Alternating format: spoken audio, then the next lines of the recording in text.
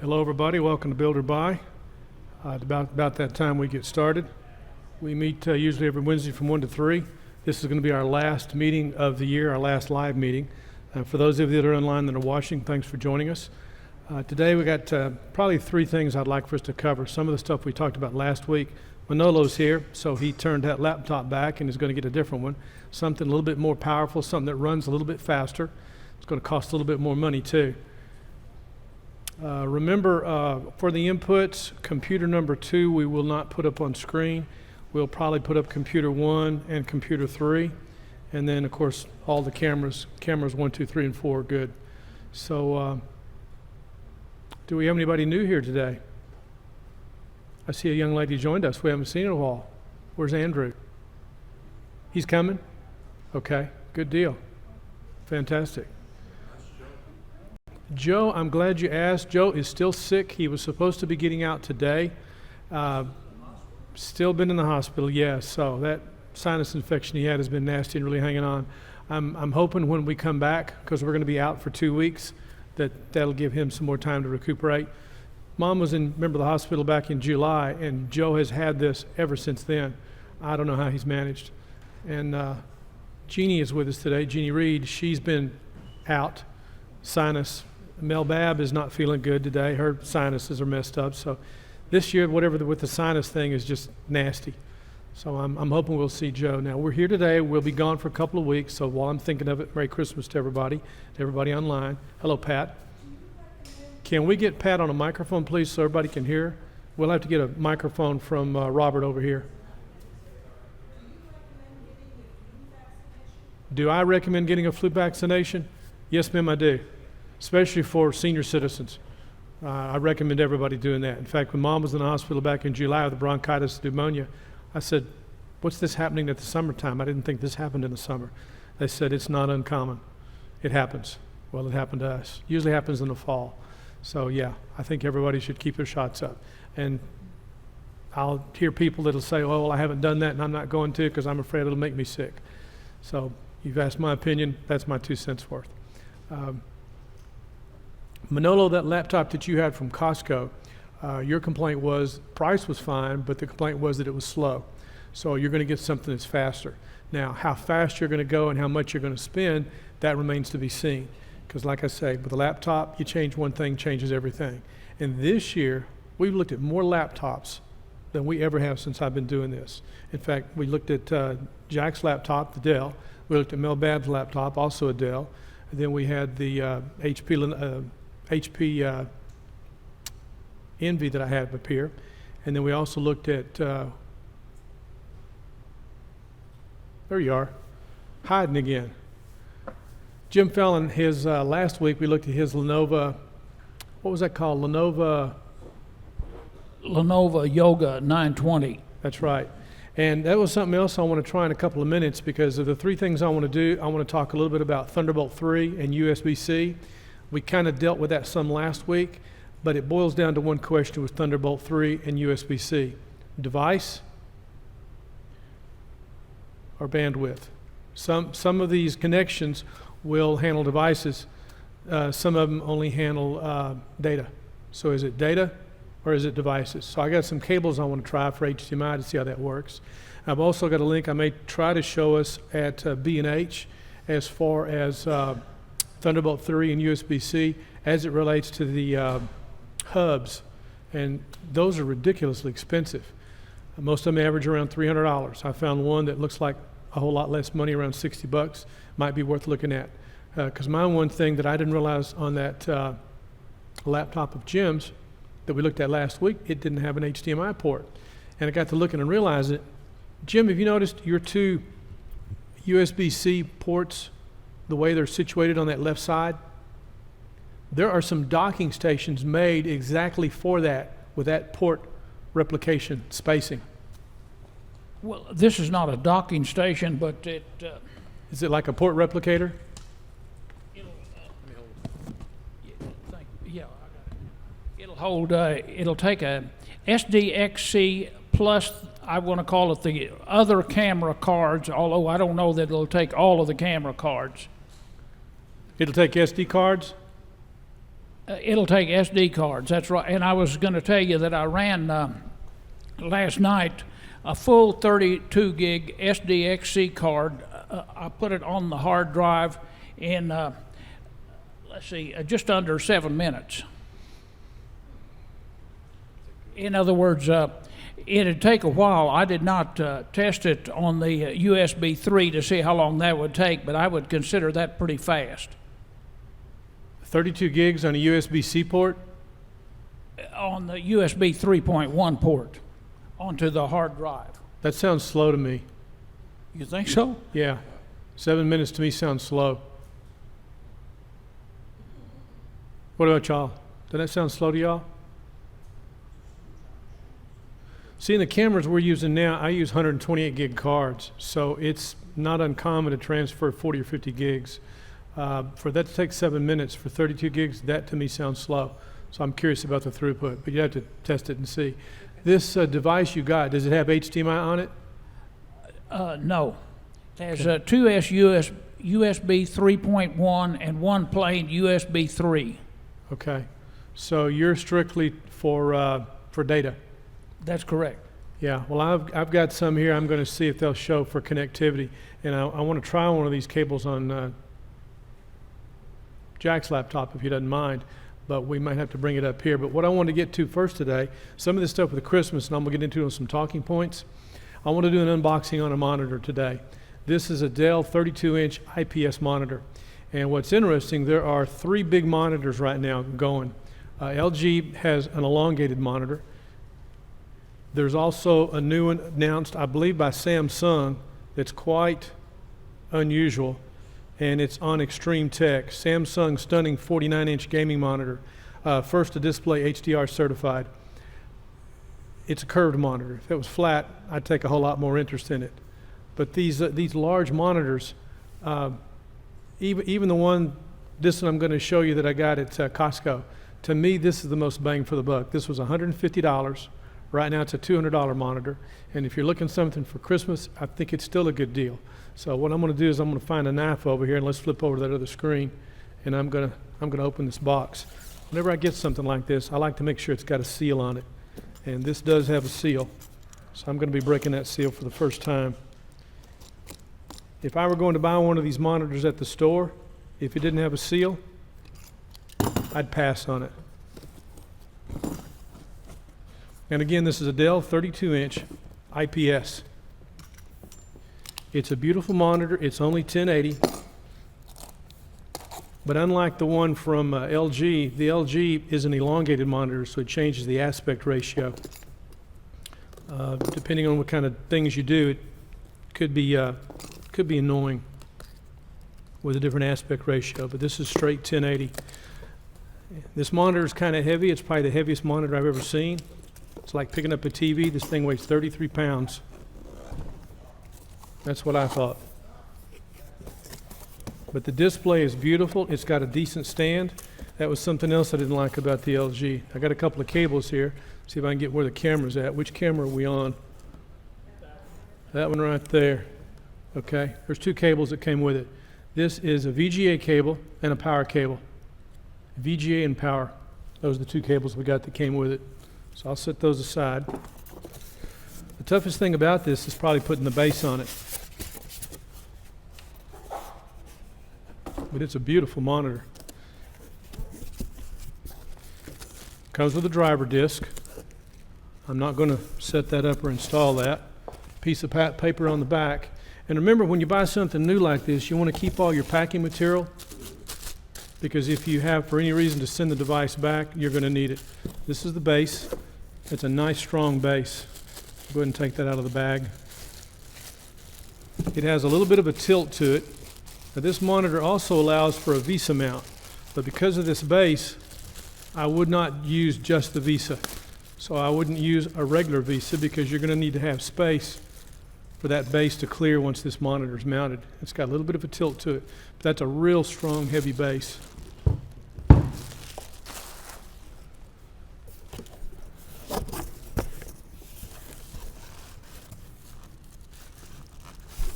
So I'm going to reach underneath, pull this out. It's in a plastic bag.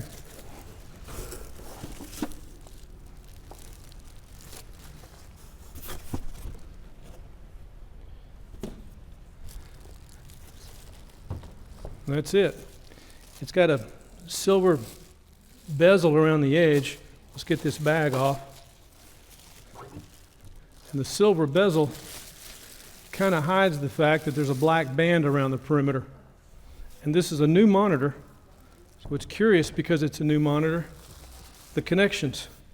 It's got VGA, and it's also got HDMI that come out the side.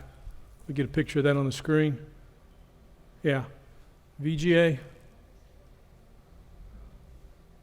and HDMI, and they come out the side. And then across the back, we have the mount for the VESA. Now, once this base goes on, we need some spacing to get out away from that base. So whatever VESA we put on the back of this, it's going to need about 3 inches to clear, because I would strongly recommend keeping that on. So I'm going to set this down.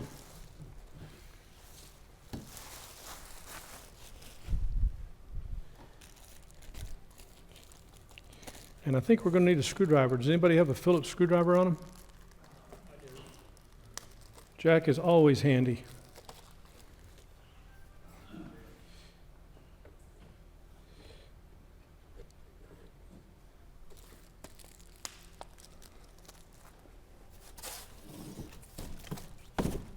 Thanks, Ben. Appreciate you taking care of that.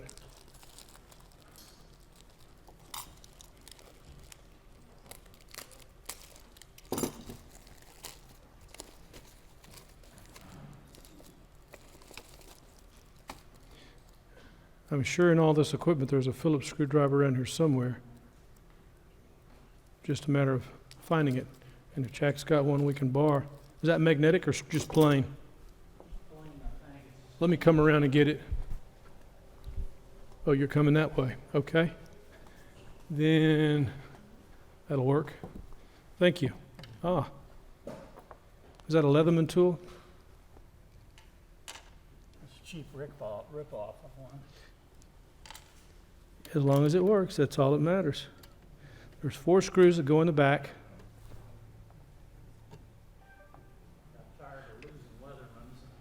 The other kind of expensive to replace. Can't make that one go away.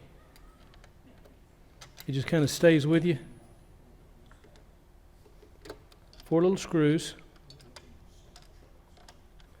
First 2 went in real easy.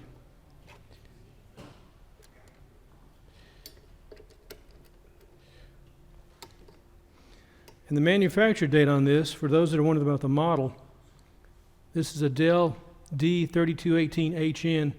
And the manufacture date on this is August of 2017. So it's a fairly new monitor. Interesting that they would choose VGA as the standard cord to send. I agree. Why choose a VGA cord? It also has a Kensington lock on the back.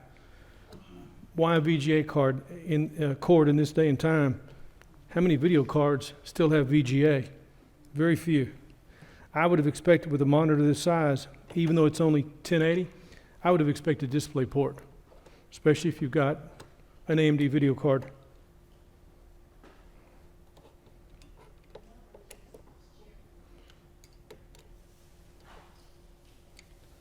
That screwdriver works real good, thank you. So it's a 1080 monitor.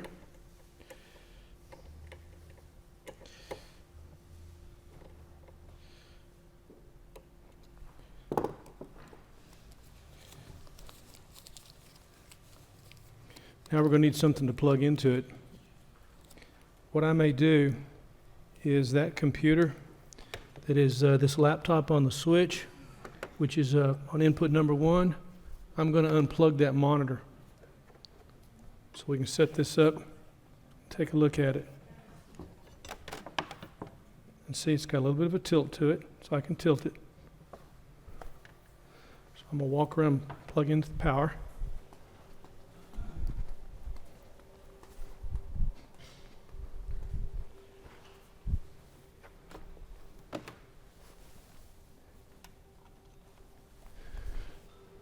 Now the control buttons from the front are on the far right side.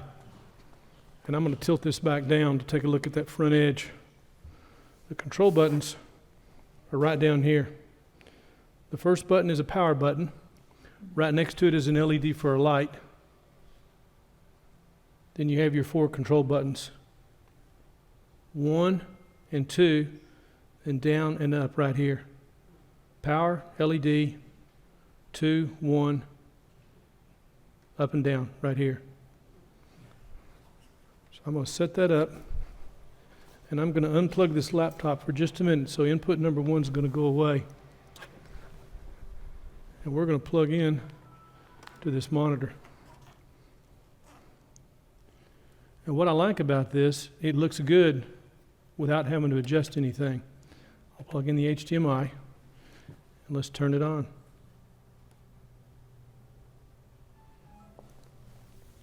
Yep, got the power button. There it is. Now, it's got a wide black band around the perimeter, but this white edge almost looks silver. And that white edge makes that black band go away. So even though you've got about 3/8 of an inch, it's not noticeable. It's not distracting. Weighs 33 pounds, has a VESA mount, and of course it's got all the standard controls. I can go in and adjust it. But I didn't adjust or anything. We got that fresh out of the box, and it looks pretty good. A 32-inch IPS 1080 screen.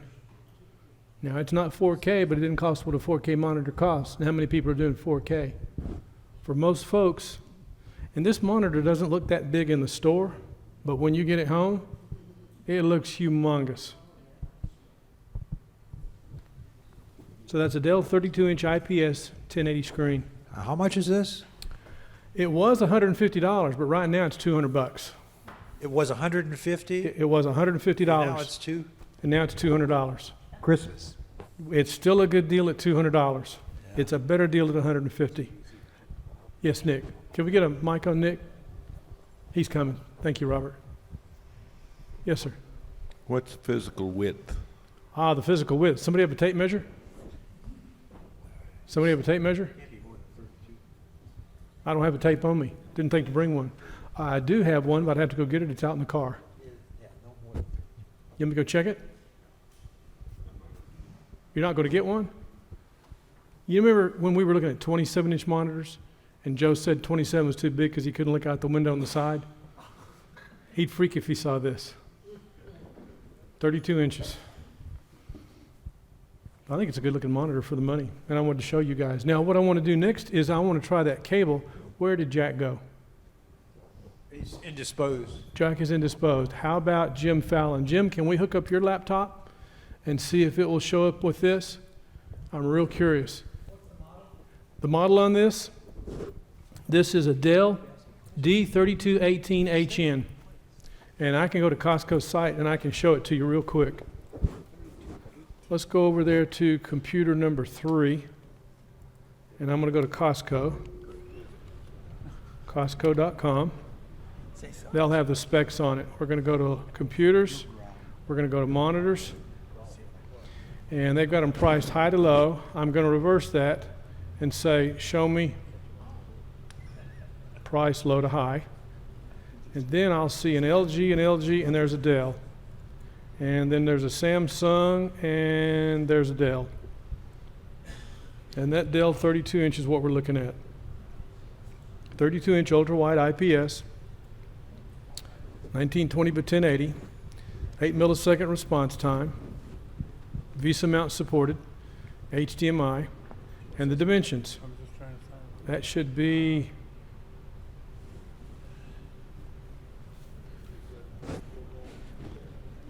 oh, that's the horizontal active display area.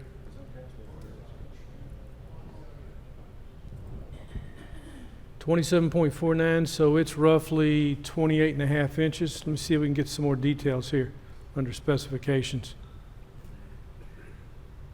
Depth 8 1/4. It's super thin. Height 18.94. Length 36.69. Now that says it weighs 16 pounds.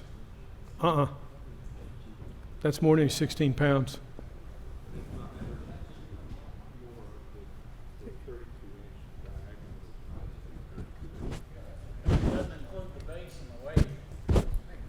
The base is fairly heavy, but it's not 8 pounds heavy, but that's more than 16 pounds. Yes, sir. Did that say an HH?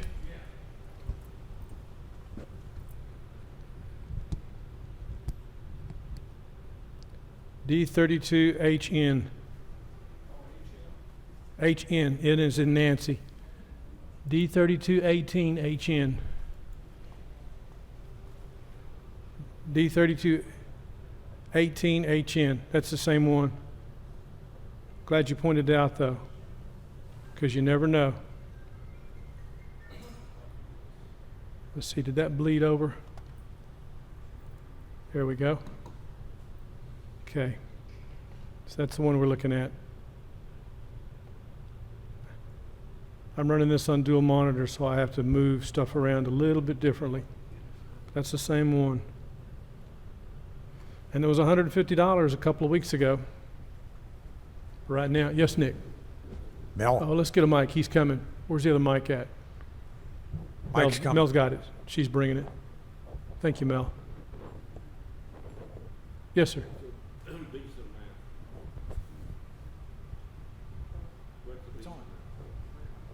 Is it turned on now? What is the VESA mount? What is the VESA mount? Yeah, I believe the VESA is 100 by 100. I don't know what that means. Oh, well, for example, these monitors up here that I use. You see I've got these hung on a stand? That little bracket that's 4 screws, this is a VESA mount. The VESA mount allows me to put a monitor on a stand, and then I have a quick disconnect in addition to the VESA mount. Also, what you use for attaching it to a wall. And also to attach it to a wall, exactly right. All right, now you said that the measurements you read were like 36 inches Well- across. Give me a second, I'll go get a tape measure and I'll double check. You guys keep talking while I go find it. But I don't think it's going to be, for a 32-inch diagonal screen, I don't think it's going to be 36 inches across. Well, bear with me while I get a tape measure and we'll find out. Y'all keep talking. keep talking, Nick. Well, You're on. I can say a few words about A&M if y'all would like. Tell us about Joe. We got the highest paid coach in America.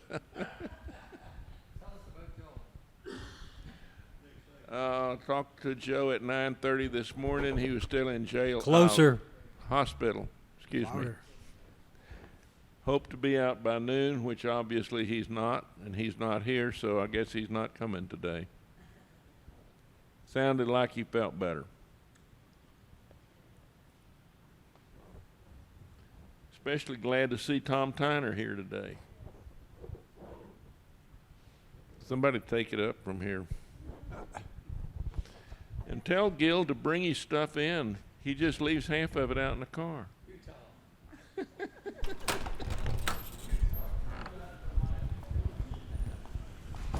I keep a tape measure in the car, but I never bring it in because I never think I'm going to need it.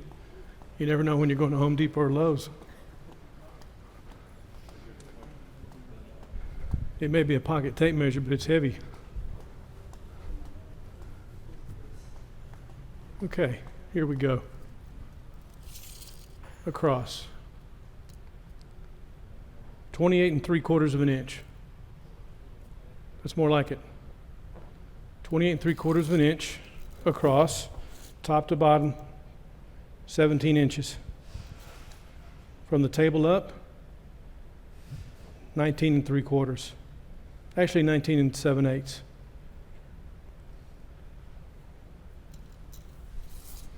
So how many of these did you want to get? That'd be great with dual screen. Yes, sir. Ben, you had a question? Oh, sorry. Okay. Any more questions about that? I want to see if we can hook this up to Jim Fallon's. And for what it's worth, the cables I use pretty much right now for the switch, I'm using mostly Sanus cables for the HDMI, and I've had real good luck with them. I get them on Amazon. But I've got these other cables we're going to try. We're going to see if this is going to do what we want. And I've got two here in particular. Now, both of these say they're for Mac.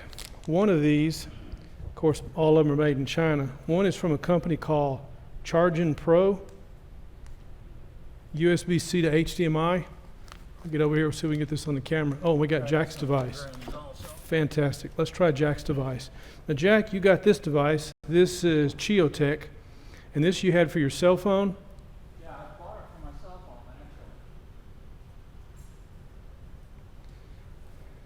actually. Now, this device on this end looks like USB-C, and on this end, we got all kinds of good stuff. We got another USB-C port. We got a USB 3.1A port, and we got HDMI. So what we want is this port to the computer and this middle port for HDMI. We're going to see if they can plug that in. Let's give that a shot. It'll either work or it won't.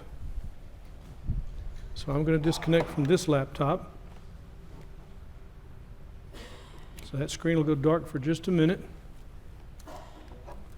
And we're going to plug this into Jim's. Hold on. And that port is on this side.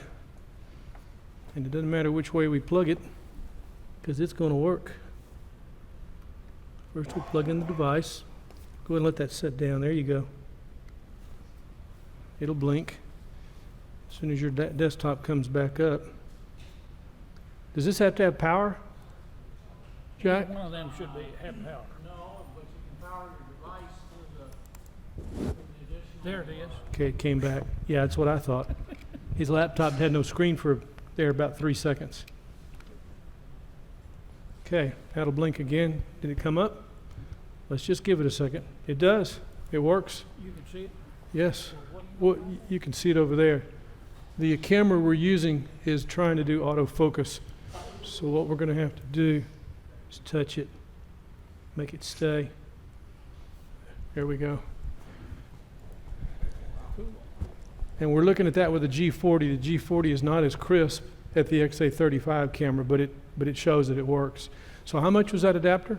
About $23 at Walmart. $23 at Walmart. Curious. I don't know why some of these docking stations have to be so doggone expensive. The port replicators, they're like in the neighborhood of $300, but I did find one, like I said, for $70. Now what I want to see is if these two cables we've got, if they will work. The only thing I can think is the multiplicity of 4K monitors you're supposed to be able to run off of them. Right, and it's Most of them will interesting. handle 2 or 3. Some of these will do 4K 30. Any of them will do 4K 30 if they do 4K at all. Some of them will do 4K 60. Now this is strictly a cable solution, so I'm going to unplug all that.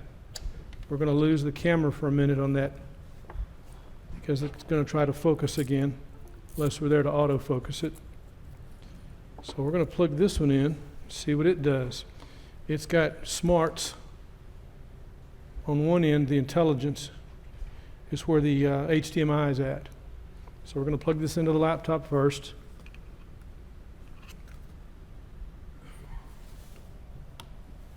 Got it click. Now we'll plug it into the monitor and see what happens. His screen blinked, and that screen should come up if it's going to work. And it did. Curious. So for what we've proven is these ports that are on this laptop are USB-C, but they're not just data, they're also device. And the reason I'm going through this, and I think it's important to know this, I don't care what the cables say, you don't know it's going to work until you try it. And when you ask which one is going to supersede or overtake, it depends on what you're reading, who's talking. You know, in one breath, I'd say I'd like to have all my ports to be the fastest, whatever that is. And if they're going to use this new USB-C port, I'm in. But I'd like everything to work. But a lot of this stuff, you don't know until you try it. You were going to say something. So with this adapter, and this adapter is by Chargin, I'm going to disconnect.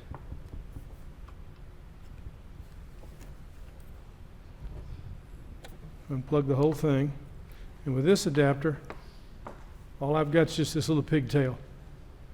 USB-C on one end, HDMI on the other. So around $20 for one of these cables. What Jack has is the best price so far I've seen for the money. Made to work with a cell phone. Let's see if it'll work here. Regular HDMI cable.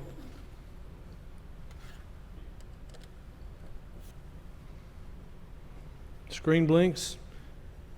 1, 2, less than 3 seconds. So that one works. So all three of these have worked, and we've tried all three of these on. This is the one from Jack. That's the one from Jack. These are the two of the one I've got. Have you got one? No, I just had that USB. Oh, thing okay. we talked about. I want to write this one down is what I'm trying. Because it's the least expensive.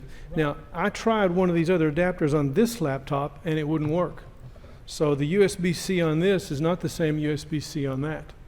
I can get data on this, but I can't get device. So these USB-C ports are Thunderbolt ports. If it's a Thunderbolt port, it'll have the lightning mark like on Jack's. Even though Jack has Thunderbolt on his Dell and it's half the speed, it's still Thunderbolt. So connectivity is one issue, throughput's another. And the first thing I want to know is connectivity. Is it data or device? I can get data on mine, I know I can get data on his. But on that Lenovo, we've also shown it does device. And if I plug that cable in to get this monitor up on this HP Envy, it won't work. I only get data, not device. But if you look at the ports, they look the same. You're exactly right. It's What's the third port on that one of mine? We got USB-C 3.1 and we've got the HDMI. What's the third one? The third one is another of the, in the middle is your HDMI, Yeah, then your USB, if you want to call it USB-A, which is USB 3.0 Oh. or USB-A. And on the other side, you've got another one of the USB-C ports. Now, I don't know on that USB-C port what you're going to get. I know so you'll, in theory, I could plug this into the USB-A Let's port try on it. there. let's try Closer, it. closer. Let's try it. Closer, Jack. In theory, it should work. Okay, yeah, and then that'll give you network and 3 additional USB 3 ports. Oh, I've seen this. This is by Anchor. And I believe this will give you gigabit through this device. One way to find out. Okay. Here's the first device.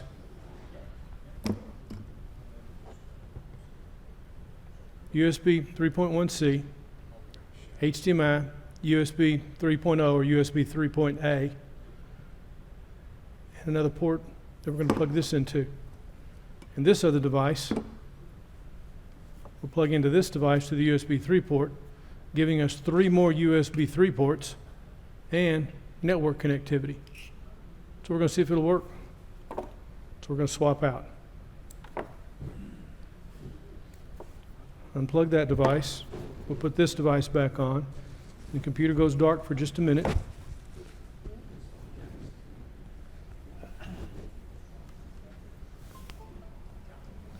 Yep, okay. Plug in the monitor first. Less than 3 seconds, the monitor should come up. Yep, okay. Now we're going to plug in this other device. And we should see some more USB ports. We see power on here. And the question is this going to work without extra power? Because there is no more power you can plug in for this device. Now I'm going to There is, but never mind, I don't think that's what you want. Now I'm going to see if I can plug in a network here and see if we get connectivity. Because right now your network, you're on wireless. So let's see if it'll switch over to wired. If you need more juice, I think you can put power into the USB 3.1C port on the. Bingo, network popped up. And go ahead and say yes, network 3, allow it. He's wired. So it works. We've got data. So the question one, is it, That one I think was less than 20 bucks. It's an Anchor. They've got a lot of neat little gadgets, yes, they do. and they seem to be well built also. Yes. Anchor's got some neat stuff. That little device I put on Andrew's computer, that was Anchor. Did you get those two little settings changed that I messed up? Oh, I'll show that today how to do that. It's a little bit different on yours. They've customized it as it drills down, but I'll show that power setting. That power setting's crucially important. So both these devices work. So the question of data's not the issue. Devices, we got devices. Very neat. Unplugged? Yeah. Okay. I'm impressed.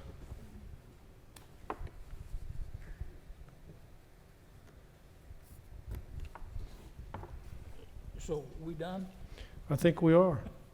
The only other thing was if I were to plug in a drive to that. Well, I did that last night, only I did it with mine. I'm curious. Let's see. Let me plug it back in. Plug in HDMI. Let's plug the network back in. I'm curious. So what I'm going to do is I'm going to take an SSD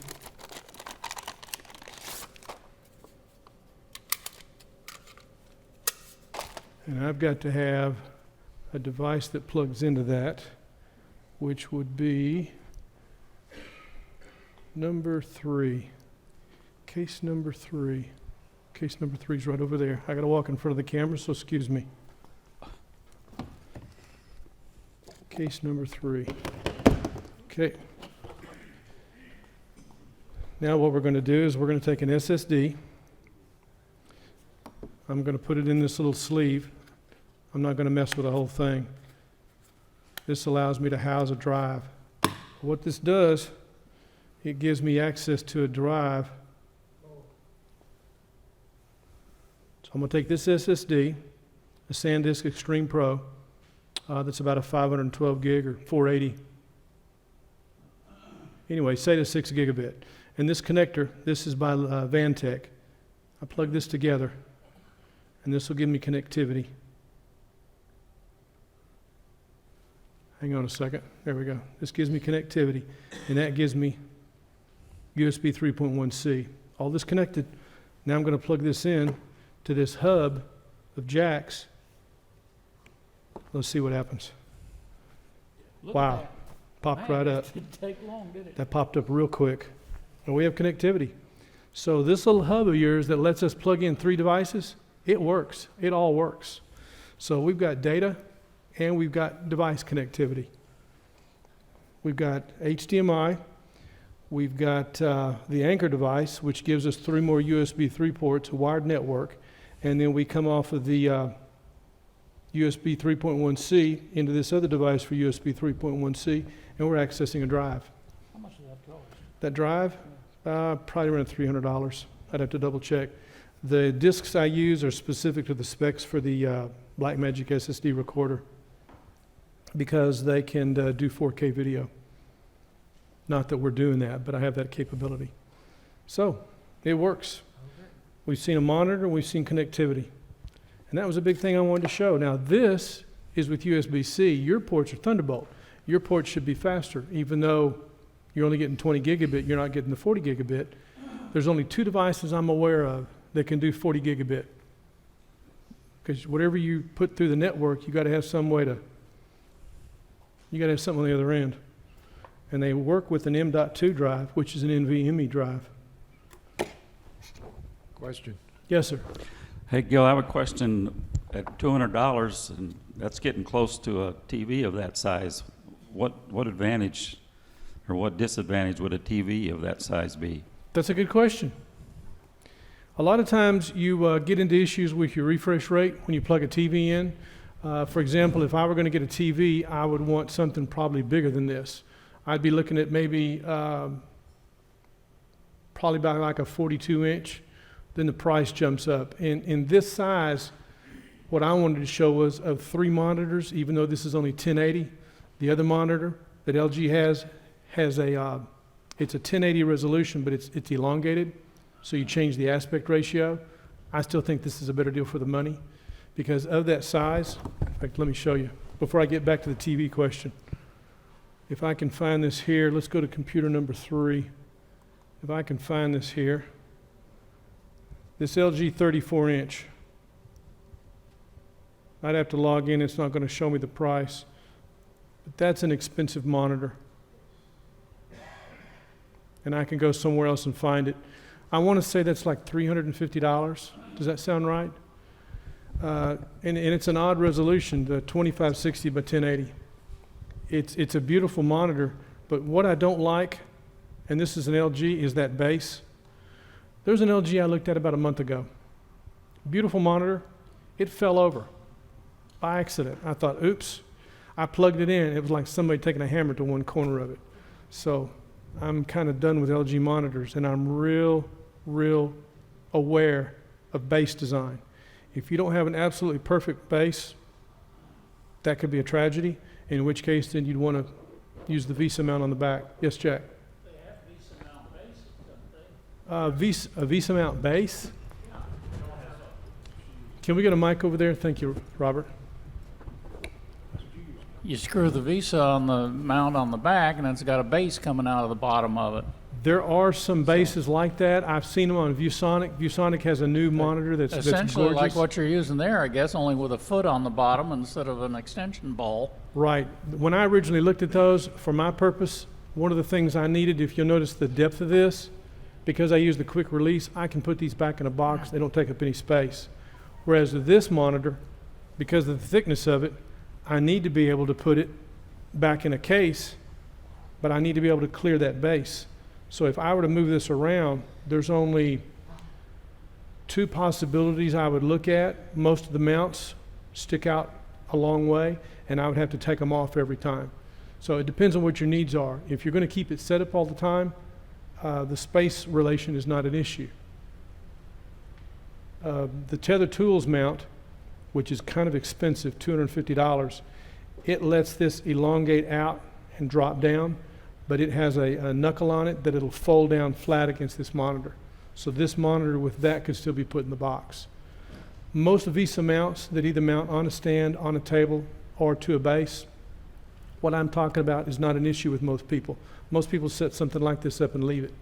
If I were to set something like this up and bring it to the meeting, I'd put it back here on this upper right-hand corner over my shoulder. So don't be surprised sometime if you're watching one of the videos and you see a monitor up here on this corner.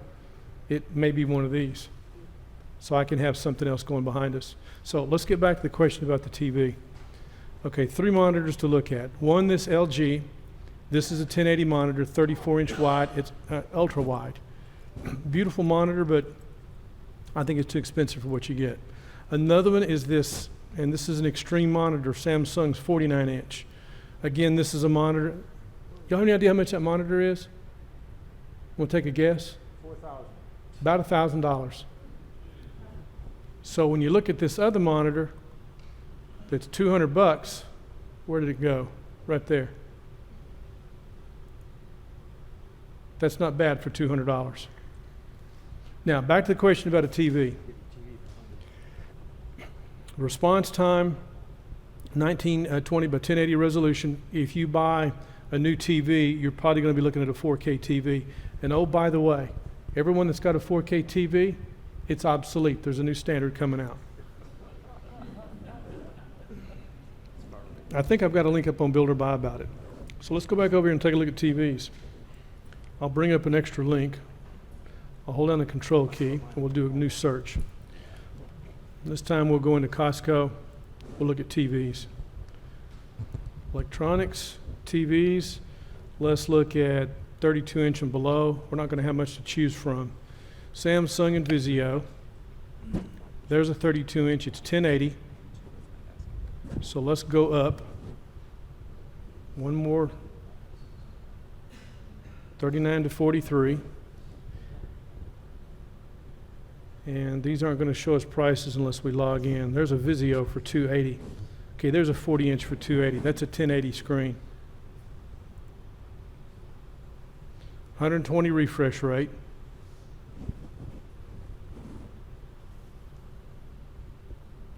And I have heard and read some people talk about the preference of getting a monitor versus a TV. The weight on this says 17.64 pounds. That's with the stand. This does not show like a response time. It will not be as responsive. For people like us that do business stuff, shouldn't matter. For people that were doing gaming, they're going to want a monitor that'll do two things. One, they're going to want a quick refresh rate for faster response time. And two, they're going to be looking at something like the AMD video cards that do the FreeSync, which has to deal with screen tear, which is only done through DisplayPort, would want a monitor. So if those issues aren't an issue to you and you're just doing regular business stuff. Now me, I edit video. And at one time, that LG monitor that was elongated, I was really interested in. I didn't like the price. It's a 1080 screen, it's elongated. If you ever set up a monitor, your display, your wallpaper, whatever, and your applications and things come up and they look a certain way, when you start working on a larger monitor, you arrange things differently. You save your desktop differently. And when you change monitors, it just throws everything off. If you always keep it one way, you don't notice it. But if you change, like up here, I have to keep the aspect at 1080. If I were using, like this system I set up here, the Ryzen, I'm using dual screen, but both of these screens are set at 1080. It's a standard aspect ratio. So whatever I do on the desktop with a single display, it's no big deal when I have to choose it and set it for a dual display. If I were using the LG monitor, it would be a hassle for me. Using this monitor, I use one of these now for editing video. I used to edit video on a 27-inch screen and sometimes on a 24-inch. This is so much easier to see everything. Now, one thing I will do, and I do that with almost any computer now, I'll go back over here to this desktop. I'm going to right-click on the desktop. I'm going to go to Display Settings. In this one setting, if you notice, I've got my scale and layout. I'm working on it. There we go. Scale and layout I have it set to 125%. Some computers I have that set to 150%. Because Microsoft in their infinite wisdom changed the way we set fonts. So you can't go in and granularly set fonts the way we used to. And there's a couple of applications that'll let you do it. But this is the way Microsoft wants you to do it. And it redraws everything accordingly. Because Windows is still bitmap based, some applications will not draw the screen correctly when you have these fonts set too high. And I have one application now that's giving me grief. In fact, when I'm on this computer, a lot of times, and another computer that I have set at 150%, because of what's on the screen, I have to go and tell it to, down here on the bottom, I'm going to close that screen out. Down here on the bottom, on the taskbar settings, a lot of times, I have to take the taskbar and tell it to hide it. Otherwise, I can't see the bottom or the top of those applications because of the way they draw the screen. So I'm a lot of times toggling back and forth to make that behave. It's annoying. I hope Microsoft will fix that one of these days. And because this is on dual screen, I let the buttons show on this primary monitor, but the secondary monitor, which is how we do the graphics overlay, I turn that off so you don't see the buttons on the bottom. Question, Yes, Jack?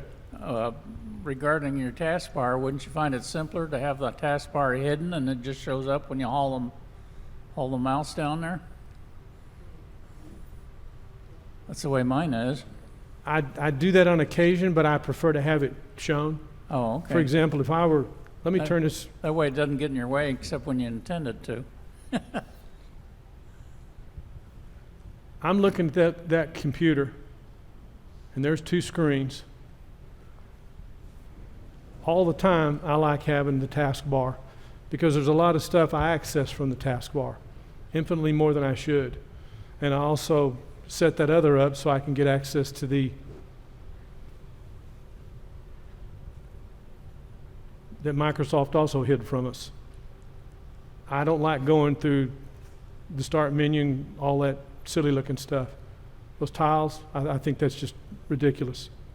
But on the desktop, I have this set.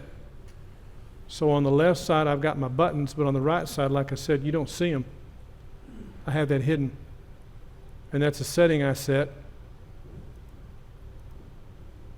from the display settings.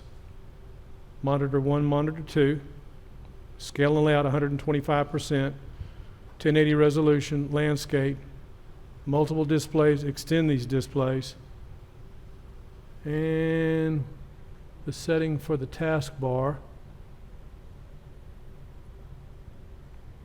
Taskbar must be down here. Oh, there it is. Wrong place. Let's go back down here to taskbar settings. Taskbar settings.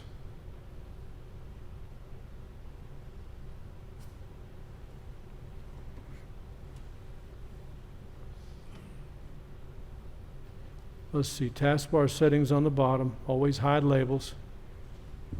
There it is, multiple displays. It's one of those things unless you do it all the time. Multiple displays, show taskbar on all displays, off. So I only have the taskbar on the primary display. That would be one way to do it, but because of this computer, the way I use it, I'm doing multiple things with it. The way I use it here is different than the way I use it when I'm editing video, and that's the one I edit video on because that's the Ryzen.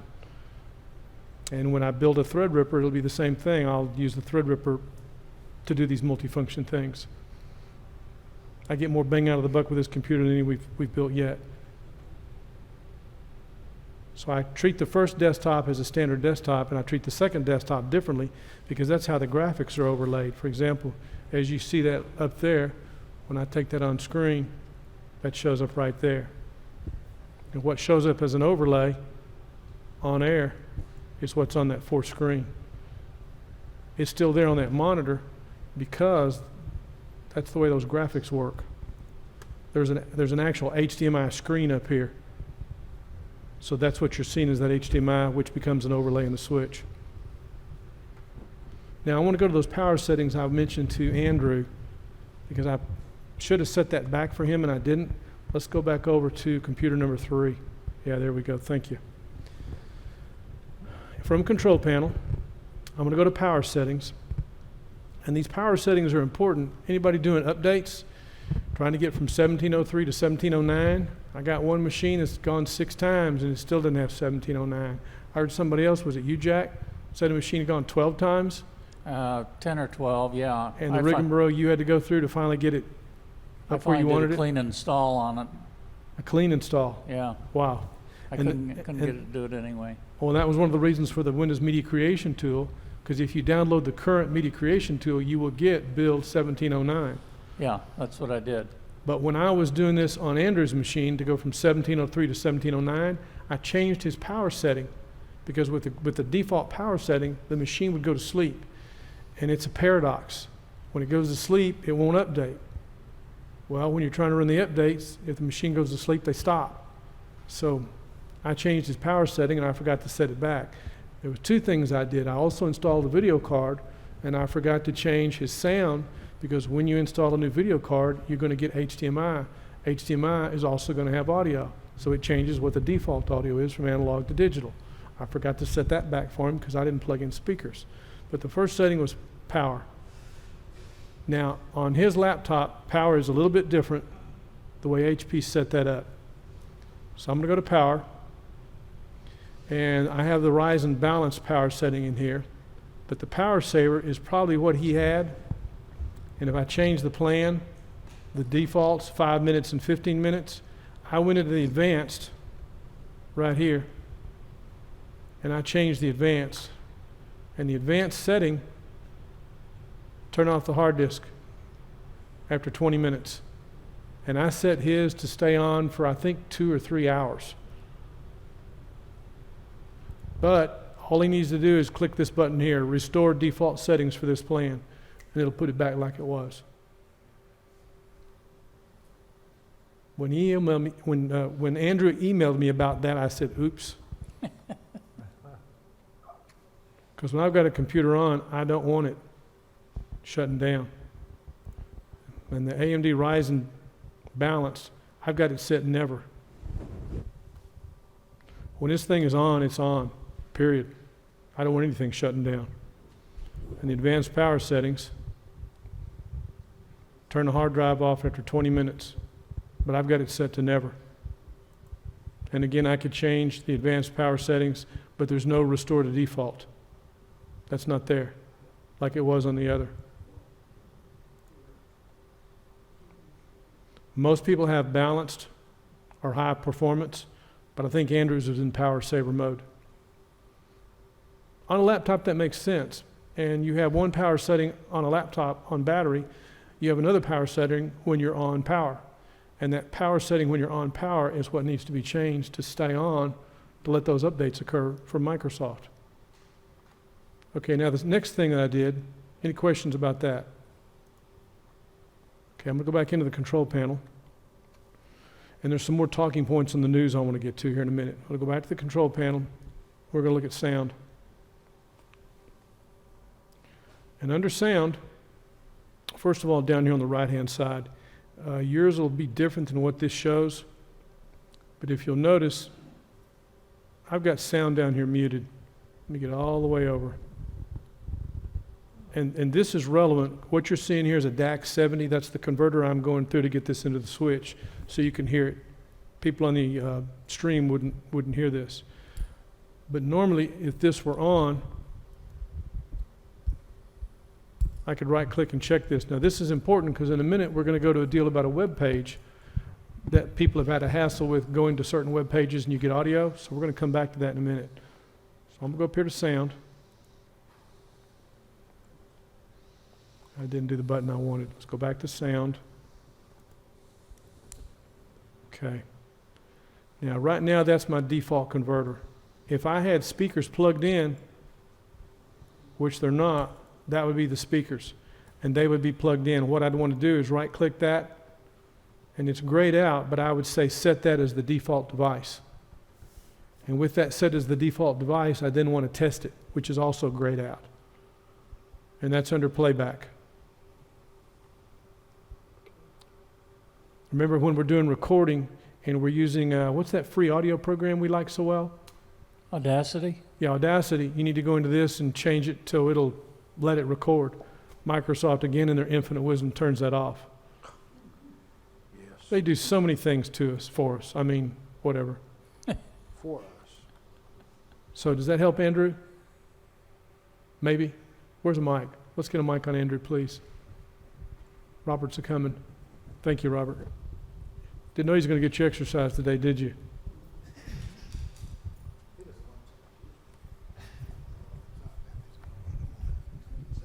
Yes, Andrew. Yeah, on the sound, do you need to plug the speakers back in? Yes, speakers will have to be plugged in. Okay, that's what I did wrong. I just plugged the speakers in. Without the speakers plugged in, it ain't going to work. Okay, And see, got it. I didn't have the speakers plugged in because I wasn't working on audio. So I didn't think to change it back. But when you stick that video card in, Microsoft automatically makes the default whatever the highest quality is, which would be HDMI. And the HDMI is from the video card. And if you're using analog speakers, that's why you've got to change it back. But the speakers have to be plugged in for it to work. Good? Okay. Oh, and that reminds me, I want to borrow your machine again after the first of the year. I got another idea. When we put that device in, I expected to get, with eSATA, 5 gigabit. I went and did some research on the device, and it says it only does 3 gigabit. And I'm thinking, now, wait a minute. Any device going to the bus is going to be 5 gigabit. USB 3 is going to be 5 gigabit. When I cloned your drive, it only took an hour. So I want to go back and test it. And what I'm going to do is I'm going to plug a USB 3 card in one of those slots, and I want to compare the USB 3 and the eSATA. Because I think I'm getting better throughput than what they claim. Yes, sir. Oh, JB, good to see you today. We have seen you in a long Been a time. while. I couldn't figure out how to get here, How to get where? to this Oh, to church. get here. Yeah. We're hiding. I know. One thing about the using a TV instead of a monitor, Yes, sir. whether this is a significant disadvantage or not will depend on you. I have one secondary one set up that I'm using a monitor on, 32-inch monitor. The one thing that monitors have that TVs don't have is when you turn off the computer, the monitor goes to sleep. Good point. Forgot about that. And TVs don't have that built into them. True. And that's something I've toyed with a lot because I have two computers always plugged into the TV to do various testing things. And I have a third option for a third one I plug in on occasion, but I don't look at it all the time. It looks great. It's amazing. But because it's so far away, and I've always wondered about the same thing, the same question is, why not use a TV versus a monitor? Well, if I buy a TV, I'm going to buy a bigger TV, and then I'll get a 4K TV, and I don't need that.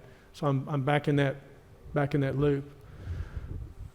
Used to, TVs had a different aspect ratio, but that's not the case anymore. If it's 1080, it'll show 1080. If it's 4K, it'll show 4K. And if you've got a video card that'll do 4K, wow. When you plug into that TV, it looks amazing. Hard to see, because you got to go back and do some of this stuff to bump the fonts up. Microsoft needs to provide a way where, like some applications, you can use a skin where you can change that, but it needs to be vector-based. And there are some applications that are vector-based, but it's still bitmap. And until that changes, it's going to be a pain with 4K displays, as we've seen. So thanks for pointing that out. So if you're back to the question about a display versus a monitor, I'm always curious to see which direction somebody goes, because for what I wanted to do to edit video, this monitor, when I saw it, I said, wow. I've been doing video like with these monitors, and then I went with a 27-inch monitor, and it just, trying to get everything up on the screen just wasn't cutting it for me. And when I found this monitor, I said, this is great.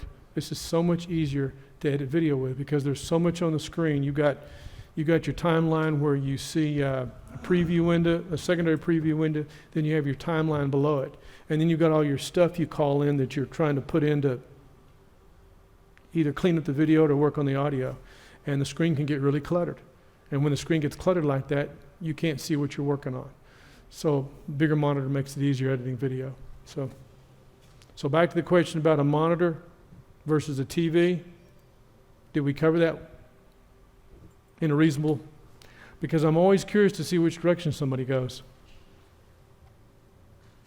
I think we've all been there before. Now I want to go to the news on Build or Buy. There's some talking points I want us to get to. More things there than we'll cover. My big deal was I wanted to show you this monitor, and I want us to show that connectivity with the USB-C. We didn't do the Thunderbolt with jacks, but I know it's going to work. But I'm curious if you want to try one of those cables sometime yourself, or if you want to try it up here next time. Because I want to see it work. The next thing, once we show connectivity for data or device, then I want us to talk about throughput. But until we get the connectivity issue worked out, I mean, it's like juggling balls. Okay, I mentioned to you the new technology coming out, Next Gen TV. It's talking point number 27 on Build or Buy. If this takes off like they claim, like they hope, let me back up. I went too far. Love these ads. Number 27. These ads are really getting annoying. What is Next Gen TV and when will it be launched? Next Gen TV, which is over-the-air digital TV standard, will debut in 2018. It looks like it's going to be new converters. So that'll mean new boxes from our cable companies, Uverse, Comcast, whoever, and for over-the-air, a new box. But as the ad or the article will tell you to get through the ads, don't expect the government to finance them this time. It's going to be ATS 3.0, new broadcast standard. The current standard is ATSC 1.0. New features, new technology. It's based on IP backbone, and it's going to merge broadcast TV with content from the internet. Now, what I find interesting with that, broadcast TV with content from the internet, and I wish I had saved the device, taken a picture, written some notes. Do y'all remember? This is a few years ago. I want to say somewhere between 96 and about probably 95 or 97, about 96. And Jerry Lee might remember this. Intel had a device that you could add into a computer, and it was supposed to show you web pages as you watch stuff on the TV. Does anybody remember that? No. Do you remember that, Jerry? Man, I wish I'd have written that down. I wish I'd have saved it. And another one, there was this little triangle-looking deal. It was a little black pyramid. Again, it plugged into an I/O card that was supposed to do some of the same things. But some of that stuff just went by so quick. And when I see this, it reminds me of that. But I don't remember when that was. But I know Intel was one of the companies doing it. What's the resolution on this next gen? I missed that if you gave it. It's supposed to be 8K. Oh, okay. Let me zoom back out.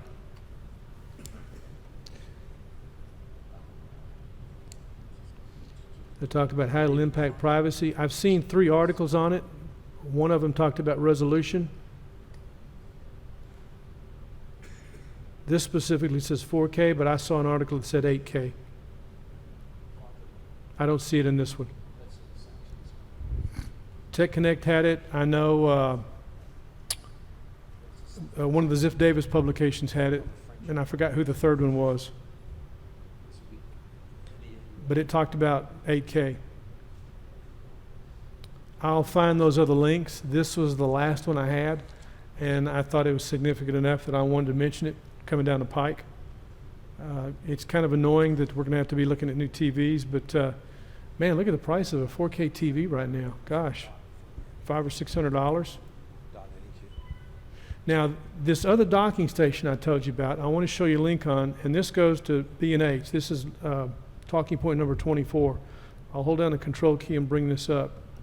For these types of devices, this is the one that I found is probably the best bang for the buck. It's a lot like the one you had, Jack,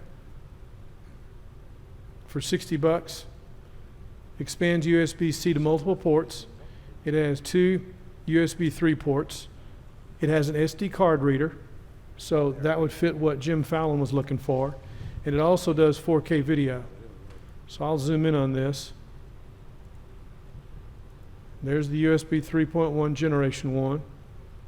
So I guess you'd call that like USB-A. The SD card reader.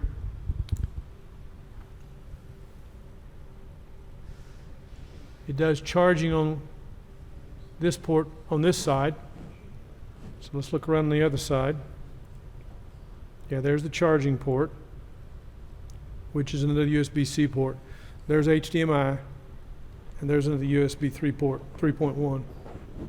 3.1 Generation 1, which means it's a USB-A port.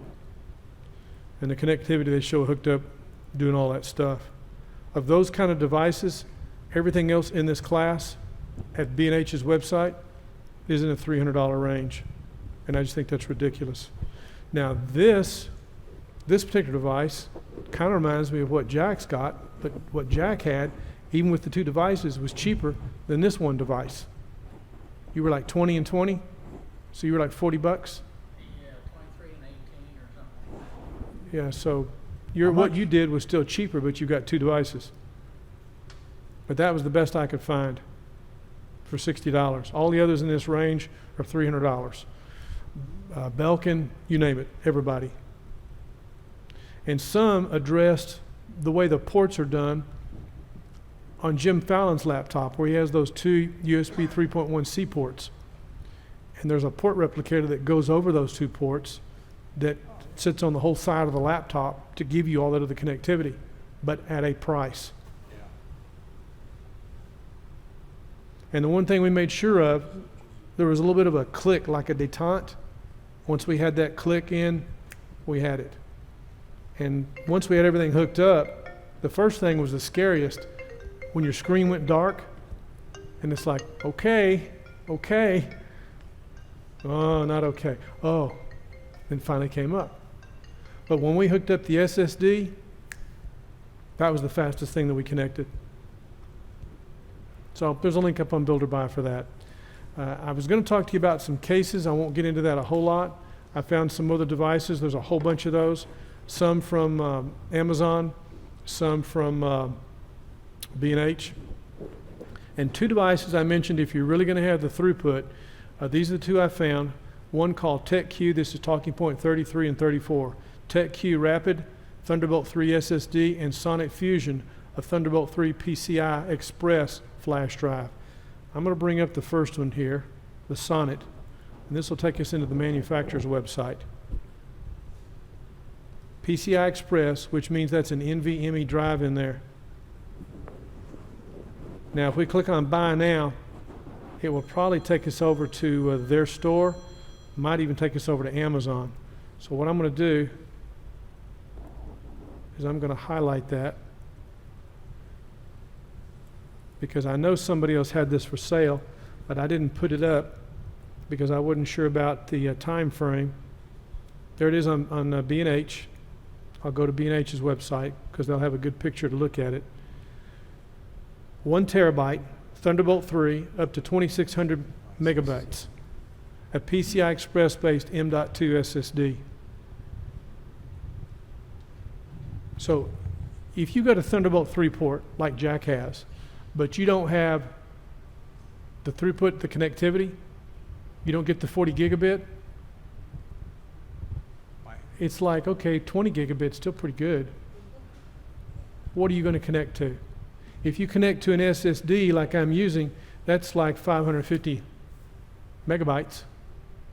The only way you're going to get the speed is if you connect with something like this, which is an M.2 drive.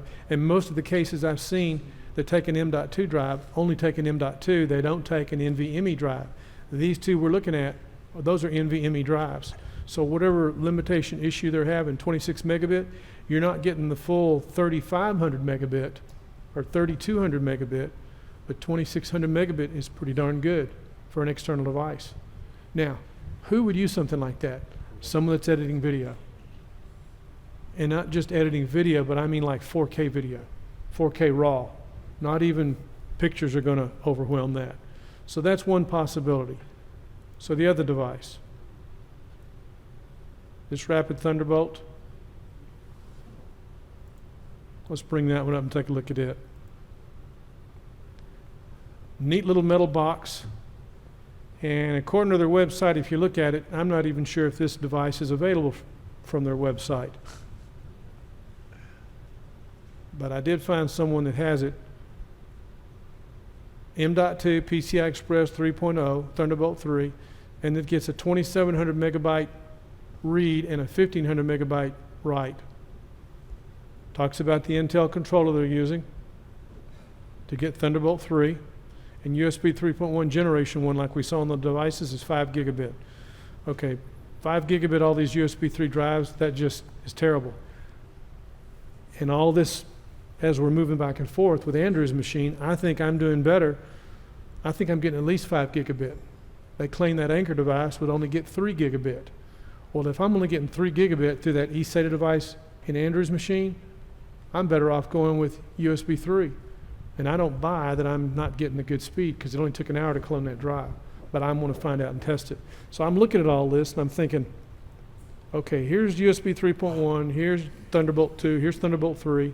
And in a minute, we're going to look at the specs. And again, depending on what you read and who's telling it, you have to put the filter on it. The USB everything site will share with us and show us some of that kind of stuff. Because it boils down to, as one guy said, device or data. And once I get connectivity with device or data, then we'll talk about throughput. And these are the two devices that I'm aware of right now that get the throughput. So let's go do a search on that one and see how much that one's going to cost.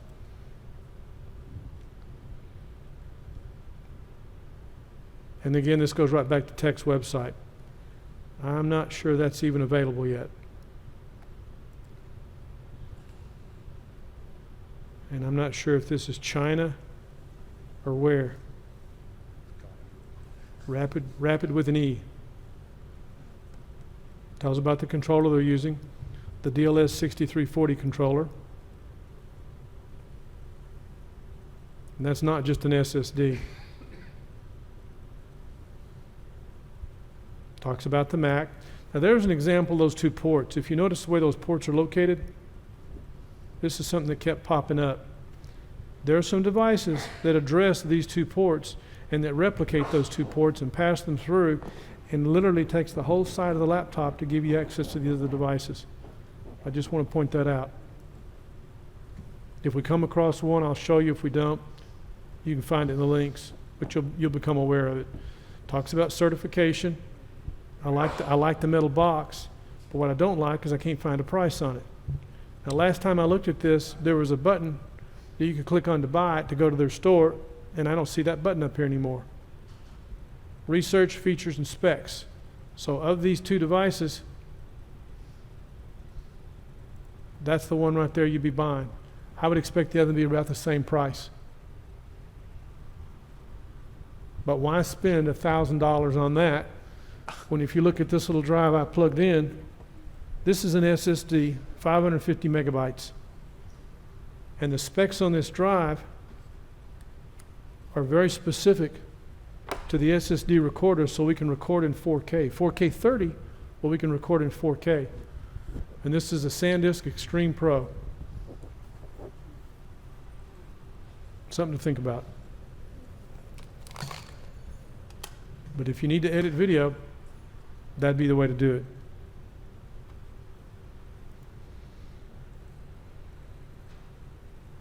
Oh, here's one I wanted to show you right quick. This is one verbatim.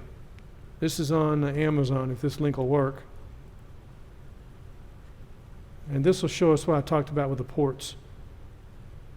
See the way those two ports come through? That's the same configuration, Jim, like you got on your laptop, on your Lenovo. Those two ports pass through, but then you get your connectivity with your micro SD card, two USB 3.1 ports, and then on the end, so you got your Thunderbolt 3. But if you notice the specs on this, Thunderbolt 3 USB Type-C, most compact, fastest 40 gigabit, Thunderbolt 3 USB-C. Now, Jack, on your laptop, do you have those two ports on that one side? Or do you have just one port on that side? Do you remember? Those are the USB ports, right? Yeah, the USB 3.1C, the Thunderbolt ports. Yeah. Do you have two ports on that side? No, So that port replicator wouldn't work on yours. no. What do you have on this side, on the left side?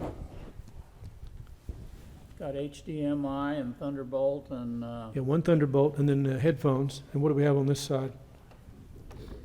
one USB and a card slot. Okay, interesting.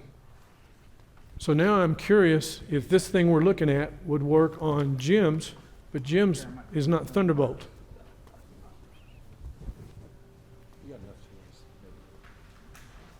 See, here's one of those kind of cases where I look at this, I know what the specs say, but I'm curious if this would work on your laptop. There's no way to know unless we tried it.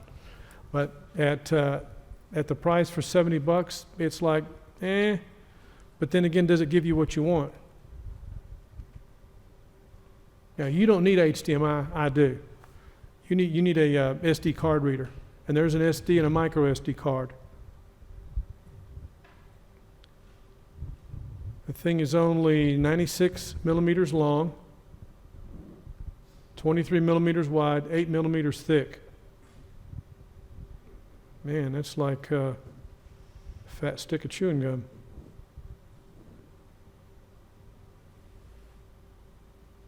I think the little thing that Jack had was probably the best deal for the money.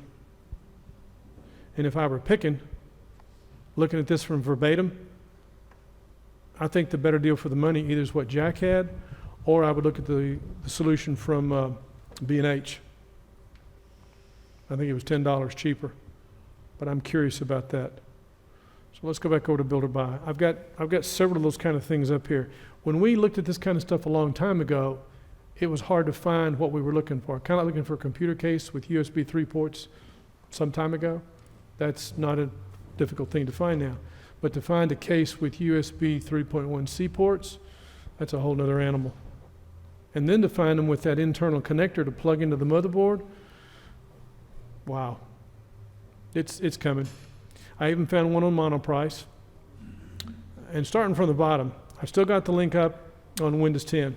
Anybody still wants to get Windows 10, you can still get the free upgrade. I don't see how they're going to keep you from it. That's you. To get rid of that link would be dumb. And if you want the fall creators update, I've got a link directly into Microsoft. And then from TechNet, I've got the Windows 10 release information, current branch, build history, so you can see what's going on. And if you're curious about the Windows Insider, this next update that's coming down the pike, it's going to address an issue with audio. Now, this issue with audio I mentioned to you, I've got a link up in here from, I think it was Extreme Tech, unless it was CNET. Oh, did any of y'all ever have any issues with Firefox, Mr. Robot promo? Did any of y'all see that? Remember a few months ago when I showed y'all the screen for Firefox and said don't click on that because it's not a good thing to do? Well, somebody, if you were using Firefox, there was a stealthy Mr. Robot promo app that's secretly installed, and it was an advertisement for this new program, new TV show. I've got a link up on that if you're interested. You read the details about it. But the thing that Jim Fallon was talking about, the unwanted sound, I've got a link to that, and it's funny. This is about unwanted sound, how to shut up already. Let's just say right off the bat, the easiest way to make a computer shut up is hit the mute button.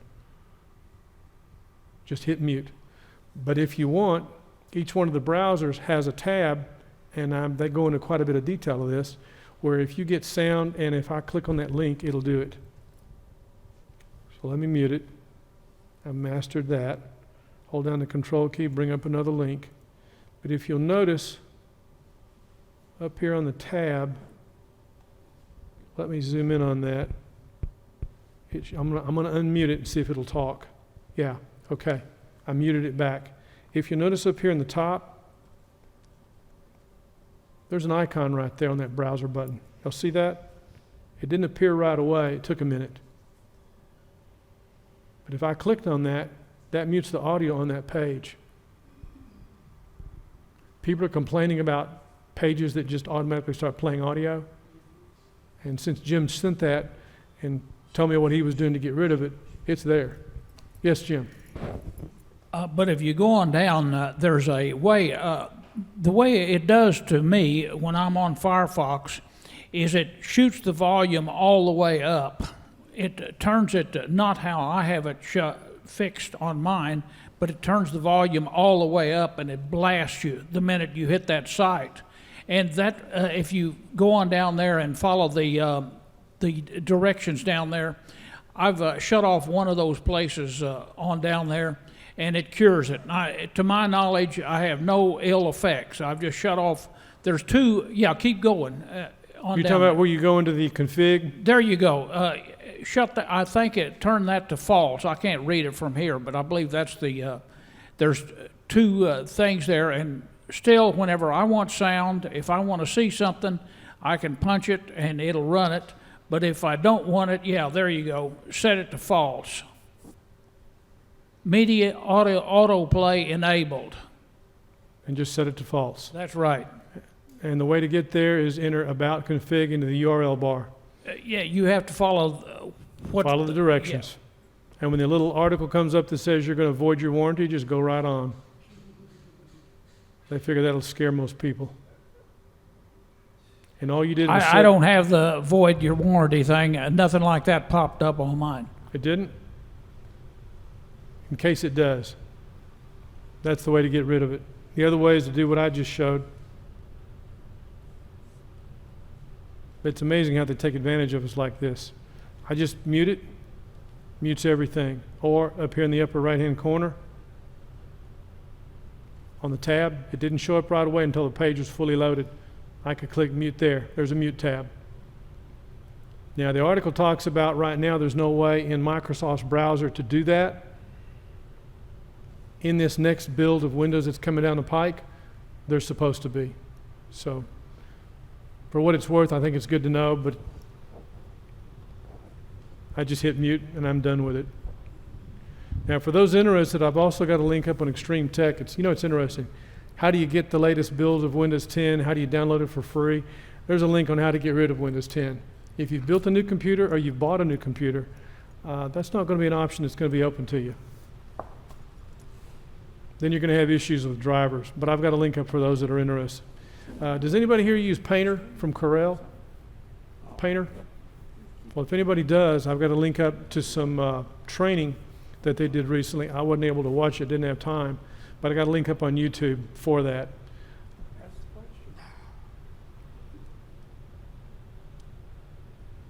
Anybody here using DaVinci Resolve? Well, I've got a link up on DaVinci Resolve, the video editor. It does audio and video. It's got a new audio engine built into it. I thought some of you might be interested in that. And I've got some links up here on some cases, some cameras, and one that I found really curious that I'm going to leave you as a thought with. Remember, these new processors we're getting, we're looking at even the laptops. We're saying, okay, how many cores am I getting? Like this laptop that Manolo had. Everything about it was good except it was just slow. What he needed was an SSD in there or an NVMe drive. To do that changes the price of that computer from an $800 computer to about a $1,100 computer. Well, when you hit $1,100, it's like how far do you want to go? If I were to look at a different laptop, because I judge them all by the Asus Zen, which is not available anymore. So I said, okay, here's an HP Envy. We looked at a couple of Dells, and for Jack and for Mel, those made sense. We're bang for the buck for them. The Lenovo computer that Jim built, from his perspective, that was bang for the buck for him. He wanted something light, something small, something fast, and it's got everything in it he needs. You've got a 1 terabyte that you had to wrestle with to get, a 1 terabyte NVMe drive, but you got a small screen, but you got all the ports on there you need. And it's easy for you to travel with. 16 gigs of RAM. Nothing else you need to do to upgrade. This HP Envy for Manolo would be something to upgrade because it's got the right processor, same processor, it's got 16 gigs of RAM, but it's got a spinning hard drive. So if we change the drive, how far do we go?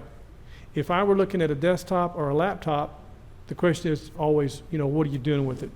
I would want to go from 4 cores, 8 threads. I'd want to double that. And if I did that, I'm looking at a Ryzen laptop.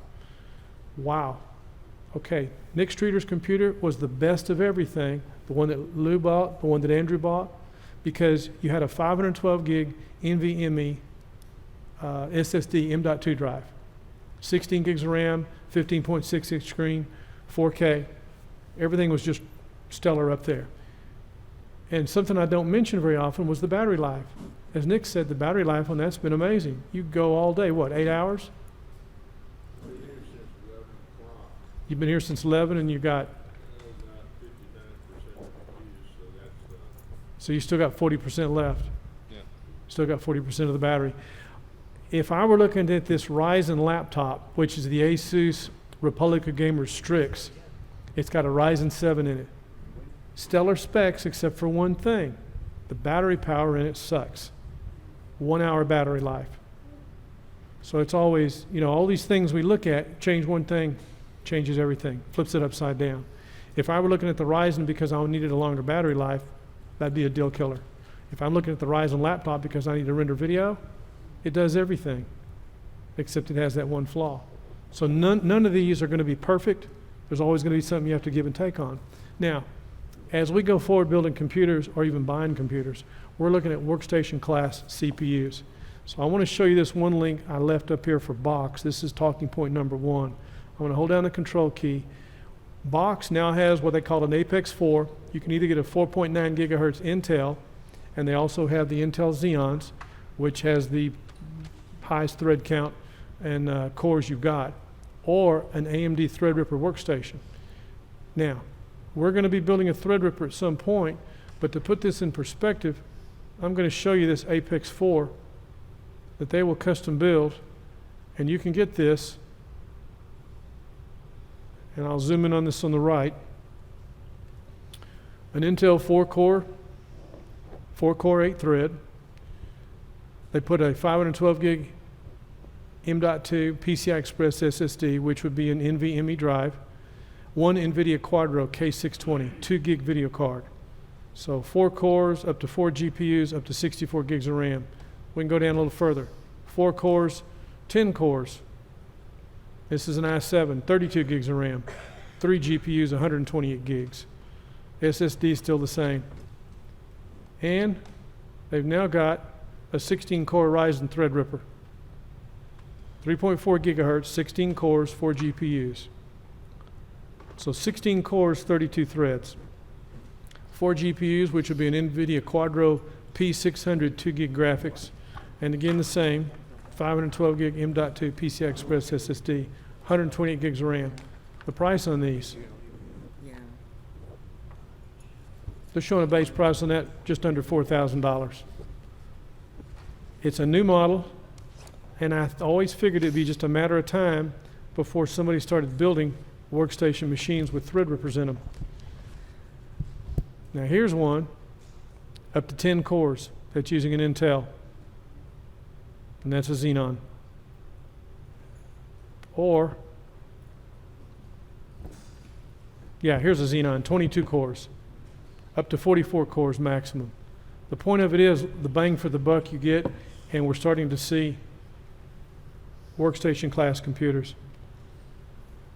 I just find that absolutely fascinating. I wanted to share that with you. So to give you some ideas of some things to be looking for Christmas, Merry Christmas to everybody. We are not going to be here next week. We're not going to be here the following week. In fact, I'm going to go back over here to the calendar. We're not going to be here the 27th or the 3rd. Our next live meeting, and I'll do something live, I'll put something up on Builder Buy on YouTube. Our next meeting will be here on the 10th. Now, we get that one meeting on the 10th, and I'll go ahead and tell you now, we won't be here on the 17th because the facilities will not be available. But then we can come back on the 24th and the 31st. So I'm going to get Lou to send out a message to remind everybody we'll be here on the 10th. We're going to be off for 2 weeks. Does anybody have any questions? Do you feel like you got your 2 cents worth today? Yes, Jerry. Can we get a mic on Jerry, please, so we can hear him? Where's the mics at? Thanks, Ben. Yes, Jerry. I would count that a little bit different. I would say that we'll be off for 3 weeks and 2 meetings, but it's 3 weeks from today before we'll be back in here. Is that right? That's right. We'll be back in 3 weeks. We're going to be gone for 2 weeks. We won't be here the last of December because the offices here are going to be closed, and we're not going to be here on the 3rd because that's going to give me a little bit more breathing time. And I'm hoping Joe will be able to join us when we come back. So we'll be here on the 10th. Yes, sir. Oh, we got a drawing. Okay.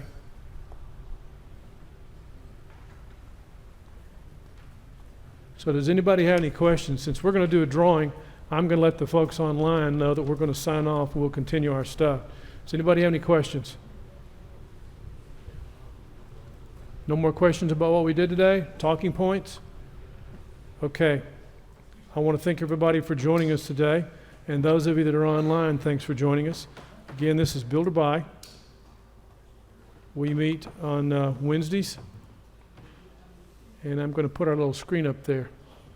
If that'll show up. There we go. Put that on screen. We meet on Wednesdays from 1 to 3. Thanks for joining us. Hope you enjoyed this. And we'll look forward to seeing you next time. What, we got another message? Folks, remember, we got some more apples up here Santa left us and some more nuts. So for those of you that are online, thanks for joining us. And this will be our last meeting for the year, but we'll have something up hopefully to share with you guys over the holidays. So thanks for joining us. We're going to do our drawing now.